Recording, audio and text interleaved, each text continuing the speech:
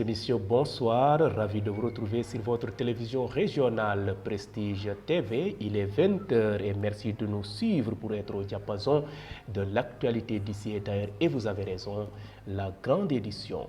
Au sommaire, le nouveau ministre de l'Enseignement supérieur, Dr Abdourahmane Diouf, a effectué une visite à l'université Cheikh Anta Diop de Dakar ce lundi 22 avril. Des perspectives ont été dégagées. Un mouvement d'humeur est observé à l'université Iba Der Thiam de Thiès avec un débrayage suivi d'un mot d'ordre de grève total ce mardi, soit 48 heures de paralysie. Les détails dans cette édition. Et puis le reportage de ce mardi est consacré aux vanniers qui exercent sur l'axe Thiès-Tivaouane. Mambiram Sissé et Madiop Mbow ont effectué une visite sur les lieux pour constater de visu le quotidien de ces vendeurs de paniers et autres articles décoratifs. Le suivi de l'actualité internationale et la page sportive mettront à terme à ce rendez-vous d'actualité. Merci de votre fidélité. Le développement, c'est dans une poignée de secondes.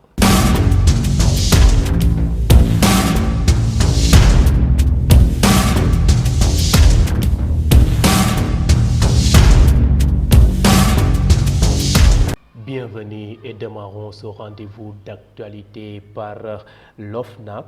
Les 3 derniers rapports publiés tout récemment remettent l'OFNAC au devant de la scène.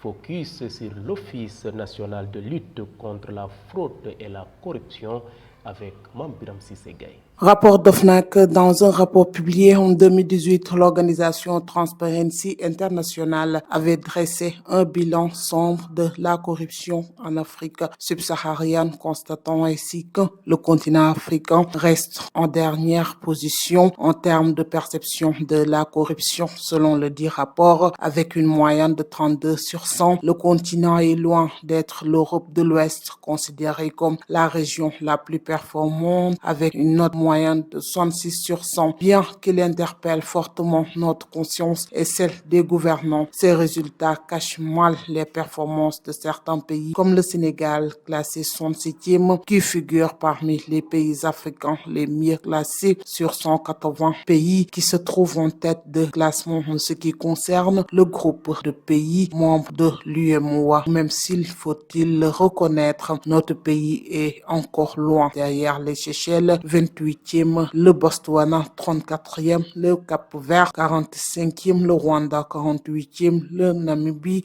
52e et l'île Maurice avec la 66e place. En conséquence, il importe de poursuivre les efforts avec plus d'efficacité pour faire écho à l'engagement farouche de l'État du Sénégal en faveur de la lutte contre la corruption sur toutes ses formes. L'OFNAC, pour sa part, est plus déterminé que jamais à mener de front le combat contre ces fléaux qui gangrènent notre économie en relation avec les parties prenantes et tous les acteurs qui voudront bien apporter leur pierre à l'édifice en ce qui concerne la lutte contre la corruption. Elle a connu un regain de vitalité dans notre pays avec un nombre de plaintes et de dénonciations qui a presque doublé. C'est dans la mouvance d'une telle demande d'inclusion que l'OFNAC, chargé par le gouvernement depuis 2017 de coordonner les projets d'élaboration de la stratégie nationale de lutte contre la corruption, qui s'est employé à impliquer toutes les parties prenantes. Et à présent, parlons éducation dans cette édition. Je vous le disais en titre, le nouveau ministre de l'Enseignement supérieur, Dr Abdourahmane Diouf, a effectué une visite à l'université Cheikh Anta Diop de Dakar hier lundi 22 avril 2024 sur instruction du président de la République Bassirou Diomaye Faye et du Premier ministre Ousmane Sonko. Ainsi, le ministre a évoqué avec les acteurs universitaires des concertations dans un futur proche pour trouver des issues heureuses pour le bien-être de l'université. Suivons la réaction du ministre de l'Enseignement supérieur à l'issue de cette visite. Je suis venu ici aujourd'hui à l'université Cheikh Anta Diop de Dakar sur les instructions du président de la République, M. Bassirou Diomaye Diakhar Faye, et du Premier ministre Ousmane Sonko pour faire l'état des lieux globalement sur la situation de l'enseignement supérieur au Sénégal et sur les questions aussi de recherche et d'innovation. Cette visite a démarré depuis la semaine passée, où nous avons déjà visité l'université numérique Cheikh Hamidou Kane. Et aujourd'hui, nous sommes venus visiter l'université Cheikh Anta Diop, qui, comme vous le savez, est la première université du Sénégal, sur tous les plans. C'est la première université implantée, c'est la première université qui accueille le plus grand nombre d'étudiants. C'est aussi l'université qui, au plan africain, représente dignement le Sénégal de façon prestigieuse en trustant les premiers rangs des différents rankings. Alors, quand nous sommes venus aujourd'hui, nous avons voulu être exhaustifs. Nous avons fait le campus académique, le rectorat, et nous avons fait le campus social. Donc, quand nous sommes venus, nous avons été accueillis par le recteur, M. Mbaye, qui nous a fait visiter ses installations et nous a fait tenir une réunion avec le conseil académique élargi. Donc, nous avons pu discuter avec les enseignants-chercheurs, nous avons pu discuter avec le personnel administratif et technique du rectorat, nous avons pu discuter avec le SAES et le SUDES, qui représentent les enseignants du supérieur au niveau syndical. Donc, nous avons passé en revue toutes les questions, sans aucune complaisance. Je leur ai fait part de ma feuille de route. J'ai identifié un certain nombre de problèmes que j'ai partagés avec eux. Et par la grâce de Dieu, dans leurs réponses, ils ont donné aussi l'état des lieux de leurs différents problèmes, mais toujours assortis des propositions de solutions. C'est l'un des points les plus importants de ma tournée d'aujourd'hui. À chaque fois qu'on a parlé des problèmes, on a aussi parlé des solutions. Et parlons toujours éducation, mais cette fois-ci sous forme de brève illustrée. Un mouvement d'humeur est observé à l'université Iba Der Thiam de Thiès avec un débrayage suivi d'un mot d'ordre de grève totale aujourd'hui, mardi, soit 48 heures de paralysie. Il est déclenché par l'intersyndicale du personnel administratif, technique et de service de l'université Iba Der Thiam de Thiès, notamment le syndicat autonome des travailleurs des universités et des centres universitaires SATUC, section UIDT, et du syndicat des professionnels de l'information et de la communication du Sénégal, SYMPICS, section UIDT, a rappelé que cette grève est dirigée contre le recteur Mamadou Babacar Ndiaye qui, selon Saliou Thiam, coordonnateur des syndicats, a pris de graves décisions contre le personnel. Vous suivez le rendez-vous de l'actualité grâce à votre nouvelle chaîne de Radio Prestige FM qui émet en modulation de fréquence sur les 95.5 FM. Et à présent, parlons société. Dans cette édition, la plateforme dénommée Jambar Askanui a été mise sur pied par des femmes de la région de Thiès qui s'activent dans des entreprises sociales. L'objectif de cette rencontre est de mutualiser leurs forces pour accéder au financement, à la formation et à la formalisation de leurs activités en vue de leur autonomisation. Marème Ndiaye, la présidente de cette plateforme, donne plus de détails. Ses propos sont recueillis par Chefal. Cet échange de procédés, cet échange d'expérience va permettre à tout un chacun, à chacune de nous vraiment de tirer profit de ce réseau qui vient de naître. Les femmes sont réellement dans le besoin. Elles ont besoin de formation, elles ont besoin de financement, elles ont besoin vraiment de se former, de se formaliser pour accéder au financement qui va leur permettre de faire leur business, qui va leur permettre de faire, en tout cas, de faire quelque chose dans leur domaine de compétence, que ce soit l'entrepreneuriat, que ce soit la culture, que ce soit le tourisme ou autre chose. On a besoin vraiment de se regrouper dans un même cadre pour permettre à tout un chacun, chacune de nous vraiment de mieux. Le maraîchage, on fait la culture sur nos tables, nos terrasses, on fait la culture un peu partout chez nous. On cultive des épices qui vraiment sont une alternative aux cubes que nous utilisons actuellement. On cultive des condiments qu'on transforme nous-mêmes chez nous. Donc, c'est la culture vraiment à bas échelle. Je crois que si on a une très bonne compréhension de ce que l'on est, de ce que l'on représente dans ce pays-là, de la force vraiment qui est en nous, voilà, je crois qu'on pourra vraiment accéder à de très haut niveau de développement. On est à 600, 700, 800 femmes, bien que cette plateforme a été créée il y a à peine 2 mois, mais on est présente également dans certaines communes du département. On compte élargir le réseau dans toutes les communes du département de Thiès et éventuellement la région de Thiès et pourquoi pas le Sénégal entièrement. Et à présent, place au reportage du jour, la vannerie, une spécialité au Sénégal. En allant sur la route de Tivaouane, on peut contempler de jolis paniers en couleurs variées sur la nationale 2.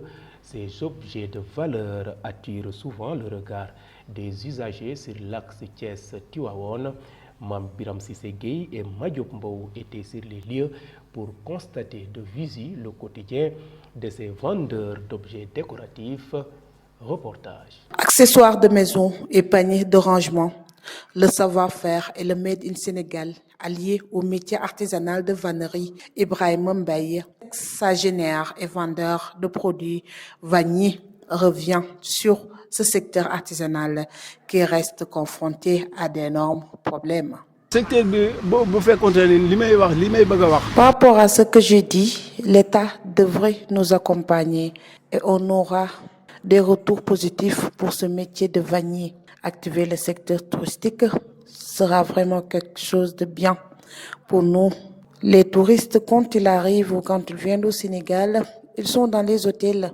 Et s'ils avaient les bonnes adresses, ils pourront venir acheter nos produits.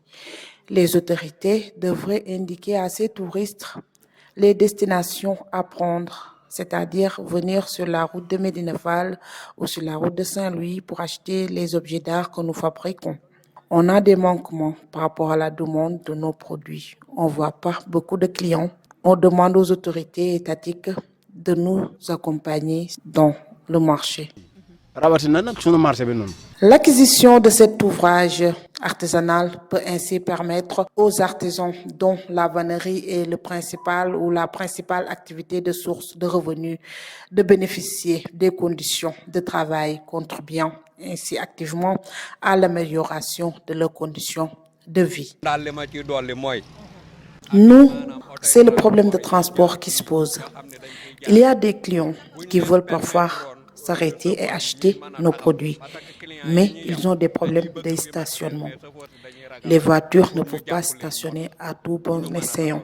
Moi, je ne confectionne pas les paniers. On nous les donne, après on les revend. On prend notre bénéfice et ça nous permet de nourrir nos familles.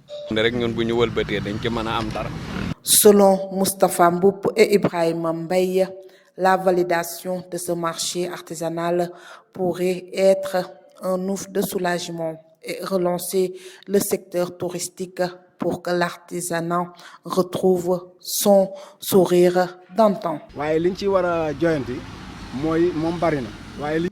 On a d'énormes difficultés. On veut qu'on valide ou qu'on régule notre marché parce qu'on peut nous déloger du jour au lendemain. Nous, on est des Sénégalais. Tous les gouvernements sont passés par là et ils n'ont jamais su s'inquiéter sur notre secteur artisanal. J'ai fait ici presque 60 ans et le marché n'est toujours pas régulé. Au Sénégal, tous les marchés sont irréguliers. La population a augmenté, donc on doit revoir le système de régulation des marchés. Comme l'a dit si bien Ibrahim Mbaye, on a besoin qu'on nous régule le marché et ce sera un ouf de soulagement.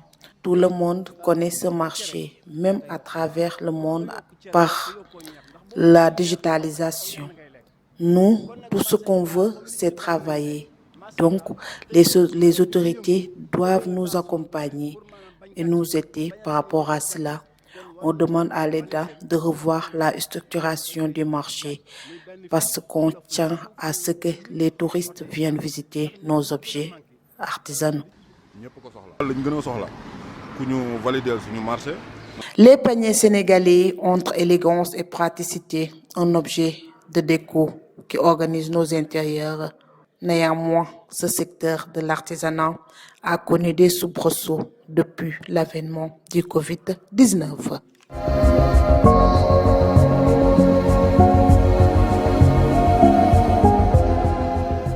Et à présent, jetons un regard sur ce qui fait l'essentiel de l'actualité nationale de ce mardi.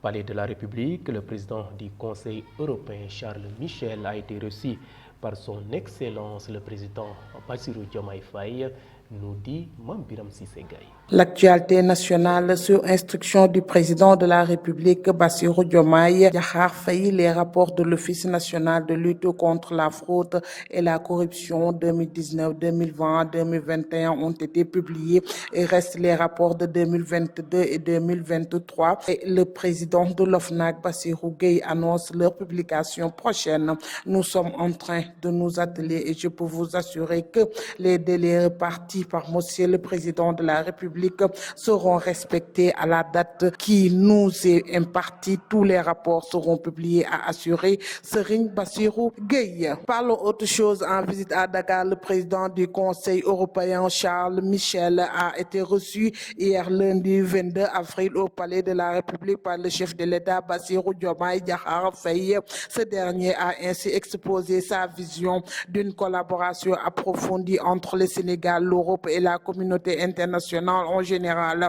Il aspire à un partenariat repensé, rénové et fécondé par une vision partagée d'un ordre international plus juste, reflétant les réalités du monde actuel. Un partenariat adapté aux mutations et capable de soutenir la dynamique novatrice que nous voulons insuffler à nos relations, a souligné le chef de l'État. Terminons avec la perte du pouvoir par le Benno Bokk Yakaar. C'est des rencontres à n'en plus finir depuis la perte du pouvoir, des réunions restreintes au Parti socialiste PS après la commission électorale du comité central du parti sur convocation de Serigne Mbaye Thiam, secrétaire national aux élections. Aminata Mbengue Ndiaye, secrétaire général du PS, a convoqué une réunion du secrétariat exécutif national après-demain jeudi, a informé les instances du parti. Cette 96e séance portera exclusivement sur les enseignements de l'élection présidentielle du 24 mars 2024 et les perspectives du PS d'après la convocation. C'était tout pour cette actualité nationale.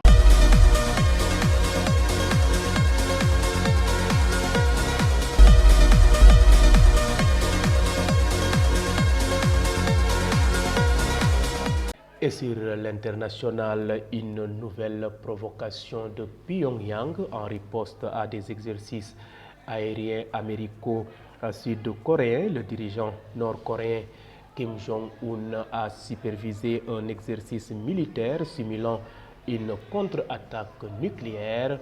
Mais tout d'abord, démarrons au Moyen-Orient. L'actualité internationale sur Prestige TV que nous démarrons au Moyen-Orient où une unité de l'armée israélienne très controversée qui se trouve dans le collimateur de Washington, l'administration Biden est sur le point de sanctionner le bataillon Netzach Yehuda pour violation des droits de l'homme, ont rapporté des médias israéliens et nord-américains. Anthony Blinken, le secrétaire d'État américain, devrait annoncer cette décision inédite dans les prochains jours, assure le site d'information Axios en citant 3 sources américaines ayant connaissance du dossier. Pour rappel, les sanctions porteraient sur des exactions dont l'unité Netzach Yehuda est accusée de s'être rendue coupable en Cisjordanie occupée avant le début de la guerre contre le Hamas. En Asie-Pacifique, l'inquiétude grandit en Chine face aux pluies torrentielles. Le pays a placé ce mardi 23 avril une partie du sud en alerte rouge en raison d'intempéries meurtrières dans le Guangdong, la province la plus peuplée et cœur manufacturier du géant asiatique, a rappelé que les fortes précipitations dans le sud de la Chine ne sont pas inhabituelles, en particulier l'été, mais plus précoces au printemps. Depuis jeudi, des pluies torrentielles frappent la province du Guangdong, la plus peuplée de Chine. Les intempéries ont fait au moins 4 morts et entraîné des dizaines de milliers d'évacuations, selon le bilan revu à la hausse lundi. Bouclons rapide s'il faut de l'actualité internationale, toujours en Asie-Pacifique, où une nouvelle provocation de Pyongyang a été notée en riposte à des exercices aériens américo-sud-coréens. Le dirigeant nord-coréen Kim Jong-un a supervisé un exercice militaire simulant une contre-attaque nucléaire, a rapporté ce mardi 23 avril l'agence d'État nord-coréen KCNA. Les exercices ont permis de tester pour la première fois le système de gestion de déclenchement nucléaire de Pyongyang, a rapporté l'agence, précisant qu'il s'agit d'un système de contrôle combiné pour les armes nucléaires du pays.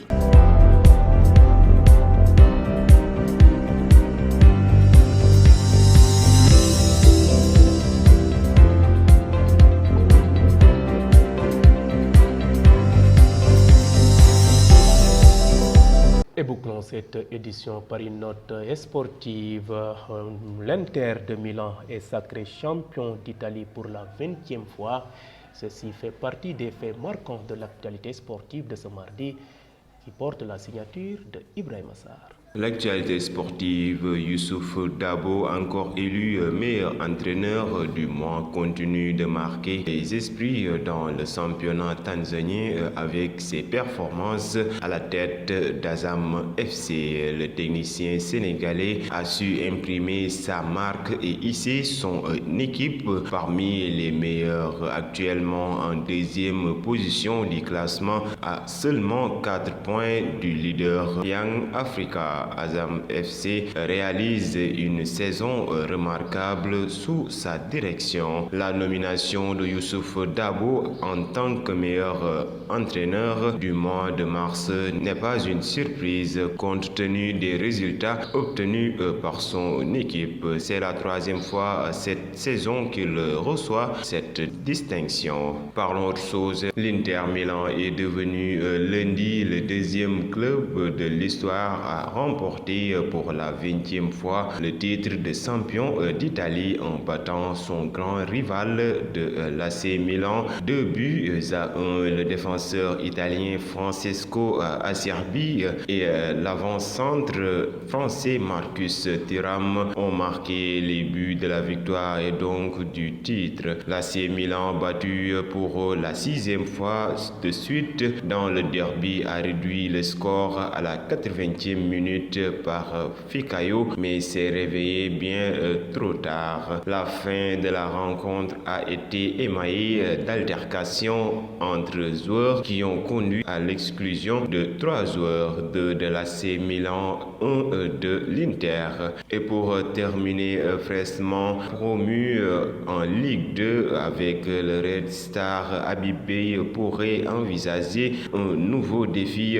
dès la saison prochaine. L'entraîneur sénégalais est actuellement l'objet de l'intérêt marqué de 2 clubs de Ligue 1, à savoir le RC Lens et le Stade de Reims. Ce samedi, le quotidien Le Français a révélé que ces 2 clubs envisageraient Beye comme remplacement potentiel pour leurs actuels entraîneurs Will Steele et Frank Hayes, tous deux très courtisés ces derniers mois. C'était tout pour cette actualité. Merci donc à vous Ibrahima Sarr pour cette note sportive. Mesdames et messieurs, c'en est tout. C'était le rendez-vous de l'actualité de ce mardi 23 avril 2024. Vous étiez trop nombreux à nous suivre à l'étranger grâce au réseau IPTV.